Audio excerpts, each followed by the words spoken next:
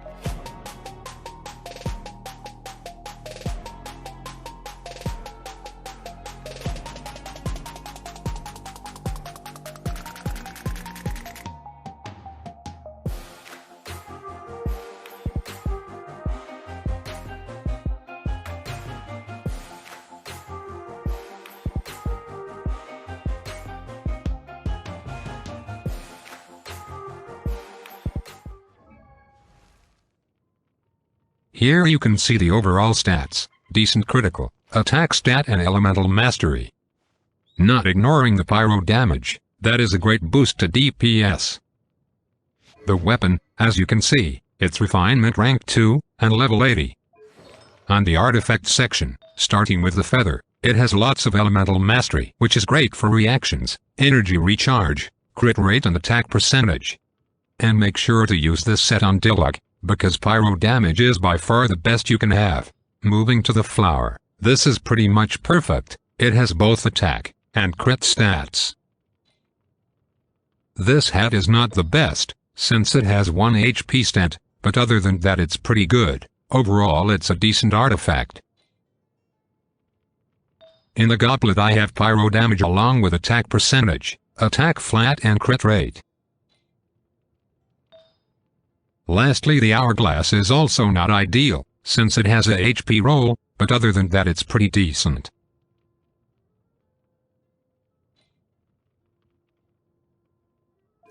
A free-to-play player. The talents are pretty average, excluding the E that I prioritize, since most of the DPS comes from it.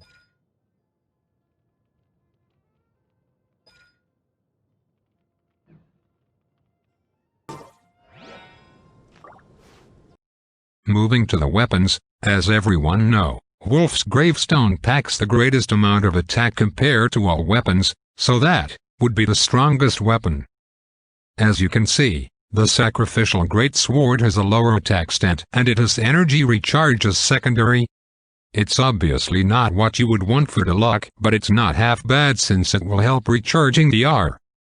Keep in mind my Sacrificial is only at refinement rank 2, which means it can even get better. At refinement 2 it has 50% chance of resetting E cooldown, so you have 87.5% chances of triggering the effect. At refinement 5 it's almost impossible to not trigger the effect.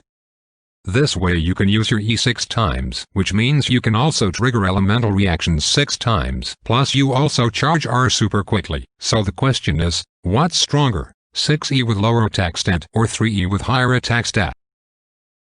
As you probably already saw, I used Diluc base attack, plus weapon base attack, then I added the multipliers from the accessories. So now we can estimate how much damage he would deal without elemental reactions. Then we can see how much it would deal with overload bonus. I only used overload for this test since it's a flat value, vaporize, melt etc. would have chance to crit. As you can see, once we head to combo damage the gap shortens because Gravestone auto attacks would deal more than Sacrificial. I also did a small graph representing the damage both weapons would do while battling. Finally, with this sheet I can say for sure that the Sacrificial deals more than Gravestone. Some of you might argue, but how can you be so sure? You don't even have a gravestone. That is true indeed. However, I have a few friends that use it along with Diluc, and better geared on top of that. We ran multiple tests, and Sacrificial always beats gravestone in every boss. Before I finish this video, let's watch Diluc versus the new 1.1 boss. Child is pretty annoying but not too hard.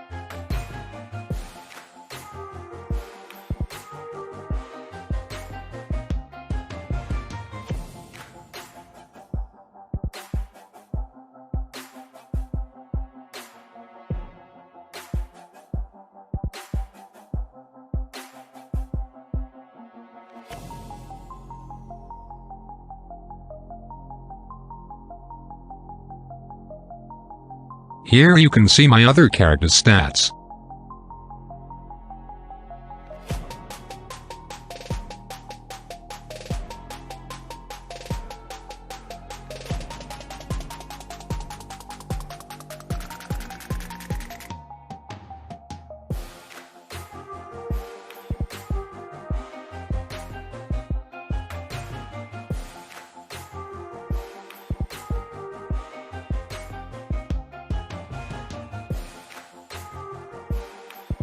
If you want me to try out other gear, please leave a comment. I hope you found this video helpful and fun. This is actually my first video, so go easy on me.